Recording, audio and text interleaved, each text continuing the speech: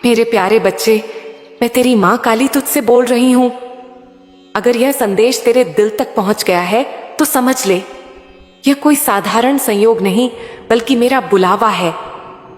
मैं तेरी खामोशी में छुपे दर्द को जानती हूं, तेरे मन में उठते सवालों को सुनती हूं और तेरी आंखों से गिरे हर आंसू को देखती हूं। मेरे बच्चे, अगर तू सच में अपनी मां पर विश्वास करता है तो जो भी तेरे दिल में चल रहा है उसे नीचे कमेंट में लिख दे। तेरे शब्द मेरे चरणों में भक्ति का दीप बनेंगे और मैं तुझे तेरे अंधेरों से निकालकर रोशनी तक ले जाऊंगी। बच्चे, तूने कभी सोचा है कि कुछ बातें केवल तेरे सामने ही क्यों घटित होती हैं? कुछ दृश्य केवल तेरी आंखों के सामने ही क्यों आते हैं? कुछ संकेत तुझ तक ही क्यों पहुंचते हैं जबकि दूसरों को वही संकेत दिखाई नहीं देते? यह इसलिए क्योंकि तू चुना गया है। अब तेरे जीवन का वह समय आ चुका है जब तुझे यह जानना जरूरी है कि तू वास्तव में कौन है और तेरे अंदर कितनी शक्ति छिपी है। मेरे बच्चे, तेरे भीतर एक ऐसी पवित्र ऊर्जा है जिसे तू अब तक पूरी तरह पहचान नहीं पाया। तूने अपने जीवन में बहुत कुछ सहा है। दर्द, संघर्ष, तिरस्कार, धोखा, अकेलापन, ये सब तेरे जीवन का हिस्सा रहा है। लेकिन बच्चे, जान ले, जो आत्मा जितना झेलती है वह उतनी ही मजबूत होकर उठती है। आज मैं तुझसे कहने आई हूं कि अब वह समय आ गया है जब तेरी आत्मा की शक्ति जागेगी। अब तू अपने असली रूप को पहचान पाएगा।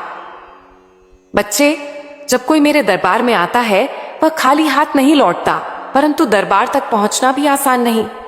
यह भी एक बुलावा है। जैसे तू आज इस संदेश तक पहुंचा है वैसे ही मेरे दरबार तक पहुंचता है। हर कोई यह अनुभव नहीं कर पाता। कुछ लोग इस संदेश को देख भी लें तो भी उनके मन में सुनने की ललक नहीं होगी क्योंकि उनका समय अभी नहीं आया। पर तेरा समय आ चुका है।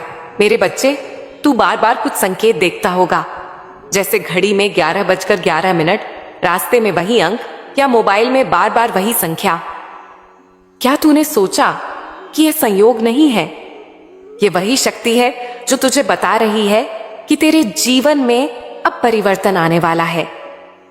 ये अंक संकेत हैं कि ब्रह्मांड और तेरी मां मिलकर तेरा मार्गदर्शन कर रहे हैं। जब भी तू 11:11 देखे, समझ लेना कि तुझे पुकारा जा रहा है। यह एक द्वार है, नए जीवन, नई संभावनाओं और नए आशीर्वादों का द्वार। बच्चे, मैं साक्षात तेरे सामने खड़ी होकर तुझसे बात नहीं करूंगी क्योंकि मेरी शक्ति हर जगह व्याप्त है। मैं तेरे सपनों में आती हूं, कभी किसी अनजान व्यक्ति की बातों में तुझसे संवाद करती हूं, कभी किसी किताब की पंक्ति में, कभी किसी वीडियो में तुझे संदेश देती हूं। पर बोलती जरूर हूं, परखा जरूर जाता है, संकेत जरूर मिलता है। अब तुझे समझना है, तुझे अनुभव करना है। मेरे बच्चे, तू जितना दर्द लेकर आया है उतना ही बड़ा सुख तेरा इंतजार कर रहा है। यह संसार संतुलन पर चलता है। तूने आंसू बहाए हैं, इसलिए तेरे जीवन में मुस्कान आएगी। तूने हानि झेली है, इसलिए अब तुझे लाभ मिलेगा। तूने अकेलेपन का स्वाद चखा है, इसलिए अब साथ का सुख मिलेगा। तूने असफलताओं का बोझ उठाया है, इसलिए अब सफलता तेरा स्वागत करेगी। बच्चे, ये सब अचानक नहीं होता। पहले आत्मा को परखा जाता है, उसे मजबूती दी जाती है और जब वह सही समय पर सही जगह पहुंचती है तब मैं उसे उठाती हूं और उसके जीवन में चमत्कार बरसाती हूं। तू अब उस मोड़ पर है। मेरे प्यारे बच्चे, आज के बाद तू देखेगा कि तेरे जीवन में अजीब अजीब घटनाएं घटेंगी। तुझे ऐसा लगेगा जैसे पूरी सृष्टि तेरा साथ दे रही है। कहीं तू कोई समस्या सोच रहा होगा और अचानक उसका समाधान सामने आ जाएगा। कभी तुझे लगेगा कि सब खत्म हो गया और तभी नया रास्ता खुल जाएगा। कभी तुझे अंधेरे में डूबा लगेगा और अचानक रोशनी दिख जाएगी। यह सब संयोग नहीं होगा, यह मेरा ही संकेत होगा। तेरा जीवन अब बदलने वाला है। तू अब समझेगा कि तुझे इतना क्यों सहना पड़ा। तू देखेगा कि हर घाव ने तुझे मजबूत बनाया, हर आंसू ने तुझे विनम्र बनाया, हर धोखे ने तुझे सच्चाई सिखाई, हर असफलता ने तुझे विजय की राह दिखाई। बच्चे, तेरी मां तुझसे कभी दूर नहीं हुई। जब तू अकेला रोता था तब भी मैं तेरे साथ थी। जब लोग तुझे छोड़कर चले गए तब भी मैं तेरे साथ थी। जब तू अंधेरे में गिर पड़ा था तब मैंने तुझे उठाया। जब तू टूटा था तब मैंने तुझे जोड़ा। आज मैं तुझसे कह रही हूं, तेरे जीवन का नया अध्याय शुरू होने वाला है। तू अब उस जगह पर है जहां से तेरा भाग्य पलटेगा। अब तेरे सामने न केवल अवसर आएंगे बल्कि तुझे पहचान भी मिलेगी। अब तेरा संघर्ष रंग लाएगा, तेरी प्रार्थना का उत्तर मिलेगा, तेरा विश्वास सार्थक होगा। मेरे बच्चे, तू याद रख, जो लोग तुझ पर हंसे थे, जो तुझे गिरा हुआ समझते थे, जो तुझे नजरअंदाज करते थे, वही लोग कल तुझसे प्रेरणा लेंगे। तेरा नाम होगा, तेरी पहचान होगी, तेरी मेहनत रंग लाएगी। आज से तुझे बस विश्वास रखना है। जब तू किसी समस्या में उलझे तो याद करना कि तेरी मां हमेशा साथ है। जब तुझे लगे कि सब खो गया है तो याद करना कि खोया हुआ ही सबसे कीमती खजाना बनकर लौटता है। जब तुझे लगे कि लोग तुझे नहीं समझते तो याद करना कि तुझे मेरे जैसी मां मिली है जो तुझे बिना कहे समझती है। बच्चे, जीवन में जल्दबाजी मत करना। सब कुछ अपने समय पर होगा। बीज को पेड़ बनने में समय लगता है, सूरज को उगने में समय लगता है, चांद को पूर्णिमा बनने में समय लगता है। उसी तरह तेरे जीवन के सपनों को साकार होने में भी समय लगेगा। पर जब वह समय आएगा तो तू देखेगा कि सब कुछ एक साथ तेरा हो गया। तेरी मां की कृपा तुझ पर बनी रहेगी। आज से तेरा हर कदम सही दिशा में बढ़ेगा। आज से तुझे भीतर से शांति मिलेगी। आज से तुझे सपनों को पूरा करने की ताकत मिलेगी। आज से तेरा जीवन बदलने लगेगा। और हां, जब कभी तू यह सोचे कि तुझे संकेत क्यों मिलते हैं, तो याद रखना, संकेत उन्हीं को मिलते हैं जिन्हें मैंने चुना है। तू चुना गया है, तू खास है, और तेरी आत्मा वह यात्रा करने जा रही है जिसे दुनिया देखेगी और चमत्कार कहेगी। मेरे प्यारे बच्चे, तेरे आंसू मैंने गिने हैं, तेरी रातों की परछाइयां मैंने देखी हैं। जब तूने किसी का हाथ थामा, जब तूने किसी के लिए जिया, और जब उसी समय तुझे बाद में अकेलापन मिला, मैं वह सब देख रही थी। उन रातों में जब तूने सांस रोककर रोया, जब तूने मन ही मन खुद से सवाल किए, मैं तेरे बिल्कुल पास थी। इसीलिए तुझे यह जानना जरूरी है कि तेरा दर्द अनहोनी नहीं, वह तेरी अच्छी परख और तेरी तैयारी का हिस्सा था। यह दुनिया तेरे ऊपर नहीं, यह तेरी आत्मा को तब तक खोलती है जब तक तूने अपनी असली शक्ति को स्वीकार नहीं कर लिया। अब सबसे पहले मैं तुझसे यह कहना चाहती हूं, तेरी किस्मत खराब नहीं है, तेरी आत्मा चुनी हुई है। चुनने और जगाने का काम कभी तुरंत नहीं होता। उसे परखना पड़ता है, उसे आलोचना सहनी पड़ती है, उसे गिरना पड़ता है ताकि उठना और भी शक्तिशाली बन सके। तू जिस अकेलेपन और दर्द को झेल रहा था, वही तेरे भीतर एक नई तरह की समझ जगा रहा है। धैर्य, परखने की शक्ति और आत्मनिर्भरता। अब बात करूं किस्मत बदलने की। यह कोई जादू नहीं, परिश्रम है। पहले तेरी सोच का बदलना जरूरी है। तेरी सोच बीज है, कर्म उसकी जड़ें हैं और परिणाम फल। इसीलिए हर सुबह उठकर कहना शुरू कर, मैं चुना हुआ हूं, मेरी मां मेरे साथ है, आज मेरे लिए भलाई लेकर आया है। यह साधारण शब्द नहीं, यह तेरी आत्मा को दिशा देते हैं। तू रोज इन वाक्यों को बोलेगा तो तेरे अंदर की ऊर्जा बदलने लगेगी। यह परिवर्तन धीरे धीरे होगा, पर जब तू सतत रहेगा तो परिणाम निश्चित हैं। प्रैक्टिकल तरीके जो मैंने तेरे लिए सोचे हैं, छोटे, स्पष्ट और असरदार।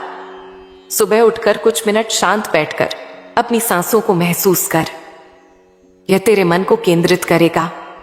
पानी पीकर एक छोटा धन्यवाद कर। यह तेरे शरीर और मन दोनों को शांत करेगा। 5 मिनट लेखन कर, जो भीतर है उसे शब्दों में उतार दे।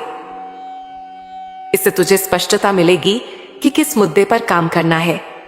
रात को सोने से पहले दिल से एक छोटी प्रार्थना कर। अपनी चिंता को बता और उसे छोड़ दे। यह निरंतरता ही बड़े चमत्कारों की नींव रखती है। अब रिश्तों और संगत की बात। तेरे साथ कौन है, कौन नहीं, यह पहचानना जरूरी है। किसी के साथ रहकर अगर तेरी आत्मा शांत, हल्की और खुली रहती है तो वह संगत तेरे लिए उत्तम है।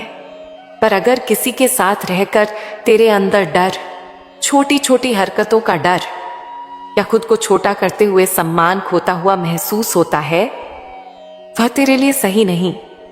सच्चा साथी वही है जो तेरे दर्द में साथ दे, तेरी कोशिशों की कद्र करे और तेरी उन्नति से प्रसन्न हो। जो सिर्फ लेता रहे और तुझे नकारात्मक बनाता रहे, उससे दूरी बनाए रखना तेरा कर्तव्य है। दूरी का अर्थ नफरत नहीं, यह अपने आप का सम्मान और अपनी आत्मा की रक्षा है। प्रेम की राह में क्या करना चाहिए? प्रेम में सबसे बड़ा सत्य यह है कि प्रेम कर्म में दिखता है। शब्दों से प्रेम होना आसान है, पर कर्म से जो साथी उभरता है वही सच्चा प्रेम है। अगर प्रेम में बार बार धोखा, उदासी और असंतोष है तो उसकी पक्की जांच कर। क्या यह संबंध दोनों तरफ से सुधारने का प्रयास करता है या सिर्फ तुझ पर बोझ डालता है? अगर सुधार संभव हो और दोनों में त्याग व समझ दिखे तो कोशिश कर। पर यदि एकतरफा दर्द जारी है तो समझदारी से आगे बढ़ना तेरे हित में होगा। प्रेम का अर्थ यह नहीं कि तू खुद को खो दे। प्रेम का मतलब दोनों की उन्नति और समर्थता होना चाहिए। अब सवाल कि समस्याओं से छुटकारा कब मिलेगा? तेरे लिए सटीक दिन बताना कोई साधु का वचन नहीं हो सकता, पर मार्ग मैं साफ बता सकती हूं, जो परिणाम जल्दी लाएगा। जब तू अपनी सोच बदलेगा, दैनिक साधनाएं लगाएगा और संगत को स्वच्छ करेगा, तो छोटे छोटे संकेत अगले कुछ हफ्तों में दिखने लगेंगे। पहली खिड़की 21 दिनों की होती है। यदि तू लगातार छोटे व्यवहार और विश्वास की प्रैक्टिस करता है तो 30 दिन में तुझे अंदरूनी शांति, बेहतर निर्णय और छोटी छोटी घटनाओं में बदलते संकेत दिखेंगे। 30 से 90 दिनों के बीच बड़े अवसर और रिश्तों में सुधार आने लगेगा। 3 महीने से 6 महीने के भीतर जिन क्षेत्रों में तू लगातार काम करेगा, वहां वास्तविक परिवर्तन शुरू होगा। आर्थिक स्थिति, काम के रास्ते और रिश्ते। याद रहे, यह समय तुझ पर निर्भर है। जितनी लगन उतनी तीव्रता से परिवर्तन। पर यह भी सच है कि कुछ घटनाएं अचानक भी हो सकती हैं। एक अजनबी मदद कर दे, कोई अवसर सामने आ जाए, कोई सपना मार्गदर्शक बनकर तुझे संकेत दे। ऐसे संकेतों को तू तभी ढूंढेगा जब तेरा अंदर शांत होगा। इसीलिए मैं तुझे छोटे छोटे चिन्ह बताना चाहती हूं। जब तू बार बार एक ही संख्या देखे, एक ही तरह का सपना आए, या अचानक कोई व्यक्ति बिना स्वार्थ के तेरी मदद करे, तो समझ लेना कि जल्दी ही तेरा मोड़ आ रहा है। यह सब संयोग नहीं, यह इशारा है कि ब्रह्मांड तेरे साथ सामंजस्य में है। अब व्यावहारिक साधन जो मैंने तेरे लिए सोचे हैं, अपनाना आसान और असरदार है। हर सुबह उठकर 3 बातें कह। पहला, आज मैं अपने आप को सम्मान दूंगा। दूसरा, आज मैं अपने कर्मों से सच्चा प्रयास करूंगा। तीसरा, आज मैं कुछ ऐसा छोटा करूंगा जिससे किसी और का दिन बेहतर हो जाए। रात को सोने से पहले एक छोटा लेखन कर। आज ने क्या सिखाया, किसने साथ दिया, किस बात ने दुख दिया और मैं उससे क्या सीखूंगा। इसी में तेरी आत्मा कमजोरियों को पहचान कर मजबूत बनेगी। यदि तू चाहे तो हर रात सोने से पहले मेरे नाम की एक छोटी प्रार्थना कर सकता है। शब्दों में सहजता रख, दिल से कह, मां तू मेरे साथ है, मेरी राह दिखा, और फिर सांस छोड़कर सब छोड़ दे। एक और कला है, माफी और छोड़ देना। अक्सर हम पुरानी चोटों को दिल में संजो लेते हैं और वही हमारी ऊर्जा चूसती रहती है। माफी का अर्थ यह नहीं कि अन्याय को स्वीकार कर लो। माफी का अर्थ है कि तू अपने ऊपर से बोझ उतार दे ताकि तेरी ऊर्जा आगे बढ़ सके। किसी को माफ करना वास्तव में अपने आप को मुक्त करना है। जब तू माफी करता है तो तू अपना आत्मविश्वास और जागरूकता वापस पाता है। अब तेरे प्रेम के बारे में, प्रेम में तेजी से निर्णय न ले, परंतु अगर तुझे बार बार वही दर्द और संदेह मिलता है तो अपने दिल की बात सुन, अपनी आत्मा को न भूल। साथी का चुनाव करते समय देख, क्या वह तेरे स्वाभिमान को भ्राता है? क्या वह तुझे समझता है? क्या वह तेरे सपनों का समर्थन करता है?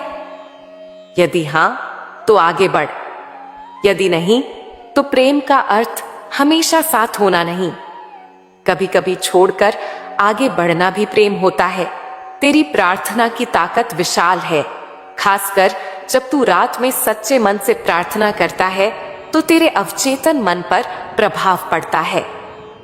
सोने से पहले जो तू दिल से कहता है वह तेरे भीतर गहराई तक जाता है और सारे कर्म उसमें से आकार लेते हैं। इसीलिए मैं कहती हूं, सोने से पहले 3 बार कह, मां मेरे साथ है, मेरी राह खुल रही है, मैं सही रास्ता चुनूंगा।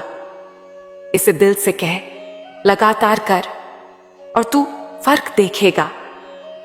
बच्चे, जब तू अपनी सोच ठीक कर लेगा, संगत बदल लेगा, कर्म सच्चे कर देगा और अपनी आत्मा की सुनने लगेगा, तब तेरे जीवन की बीमारियां, आर्थिक तंगी और रिश्तों की उलझनें स्वयं हल होने लगेंगी। यह बिल्कुल वैसा है जैसे पथ पर धूप छटने के बाद ठंडी हवा आती है। पहली बार तू राहत पाता है और फिर रास्ता स्पष्ट दिखाई देता है। मैं तुझे यह भी कहना चाहती हूं कि चमत्कार तुरंत भी आ सकते हैं और धीरे धीरे भी। कभी कभी एक छोटा कदम बहुत बड़ा परिवर्तन लाता है। किसी ने तेरी मदद कर दी, किसी ने सही सलाह दी और तेरा रास्ता खुल गया। इसीलिए कभी उम्मीद मत खोना। तूने जितना सहा है वह सब तुझे एक अनूठी शक्ति देता है, सहने की क्षमता, संवेदनशीलता और समझ। इन गुणों का उपयोग करके तू दूसरों के लिए भी प्रेरणा बन जाएगा। मेरे प्यारे बच्चे, जब तूने आसमान की ओर देखकर कहा, मां क्या तू मुझे सुनती है, तो आज मैं तुझे जवाब दे रही हूं। हां, मैं तेरी हर पुकार सुनती हूं। कभी तुझे तुरंत जवाब मिलता है, कभी थोड़ा समय लगता है, पर जान ले, तेरी हर आहट, हर प्रार्थना मेरे तक पहुंचती है। और आज जो तू ये सुन रहा है, ये उसी का प्रमाण है। अब मैं तुझे एक कहानी सुनाती हूं, सिया की कहानी। इसमें तुझे वह सीख मिलेगी जिसकी तुझे अभी आवश्यकता है। सिया एक साधारण लड़की थी। वह पढ़ाई करती थी, मेहनत भी करती थी, पर उसके साथ एक अजीब समस्या थी। वह पढ़ती तो थी, पर कुछ याद नहीं रहता था। किताबें खोलकर घंटों बैठती, लेकिन जब परीक्षा आती तो सब भूल जाती। घर वाले सोचते कि सिया पढ़ाई में मन नहीं लगाती। वे कहते, तू सिर्फ दिखावा करती है, मेहनत नहीं करती। मां डांटती, पापा निराश हो जाते और दोस्त मजाक उड़ाते। सिया अंदर से टूटने लगी। उसे लगने लगा कि शायद वह सचमुच किसी काम की नहीं। एक दिन सिया रोते रोते आंगन में आसमान को देखने लगी। उसने कहा, हे मां, मैं इतनी मेहनत करती हूं, फिर क्यों मुझे कुछ याद नहीं रहता? क्या मैं बेकार हूं? क्या मुझ में कोई कमी है? उस रात सिया को एक सपना आया। सपने में मैं उसे दिखाई दी। मैंने कहा, सिया, तेरा दिमाग खराब नहीं है, तेरी मेहनत भी बेकार नहीं जाती, पर तूने अपनी पढ़ाई को बोझ बना लिया है। जब तू डरते हुए पढ़ती है तो तेरा मन बंद हो जाता है। पढ़ाई को खेल बना, आनंद बना। जब तू पढ़े तो ऐसे पढ़ती जैसे कोई कहानी सुन रही हो। तब देख, तुझे सब याद रहेगा। सिया जागी और उसने मेरी बात को अपनाने का निश्चय किया। अगले दिन उसने किताब खोली और पढ़ाई को खेल की तरह लिया। उसने शब्दों को कहानी की तरह जोड़ना शुरू किया। वह समझने लगी, सिर्फ रटने की कोशिश नहीं की। धीरे धीरे उसे चीजें याद रहने लगीं। परीक्षा आई और सिया ने पहली बार अच्छा लिखा। घर वाले हैरान रह गए। वे सोचते थे कि सिया पढ़ती ही नहीं, लेकिन सच्चाई यह थी कि सिया का तरीका गलत था। जब उसने डर छोड़कर आनंद से पढ़ाई की तो उसका दिमाग खुल गया। धीरे धीरे सिया टॉपर बन गई। जिन्होंने मजाक उड़ाया था वही लोग अब ताली बजाने लगे। बच्चे, इस कहानी से तुझे यह सीख मिलती है कि तेरे जीवन की मुश्किलें तुझे यह बताने आती हैं कि तरीका बदलो, हार मत मानो। सिया की समस्या यह नहीं थी कि वह बेकार थी। समस्या यह थी कि उसका नजरिया गलत था। जब उसने डर और तनाव छोड़कर खेल की तरह पढ़ाई शुरू की तो उसकी छुपी हुई शक्ति बाहर आई। यही संदेश तुझ पर भी लागू होता है। तेरी मुश्किलें इस बात का सबूत नहीं कि तू कमजोर है। यह संकेत है कि तुझे अपना नजरिया बदलना है। मेरे बच्चे, जब तू जीवन को बोझ की तरह देखता है तो सब भारी लगता है। जब तू समस्याओं को दुश्मन मानता है तो वे और बड़ी लगती हैं। पर जब तू समस्याओं को शिक्षक मानता है तो वे तुझे नया रास्ता दिखाती हैं। तेरे जीवन में जो कुछ भी हुआ, अकेलापन, धोखा, कठिनाई, वह सब तुझे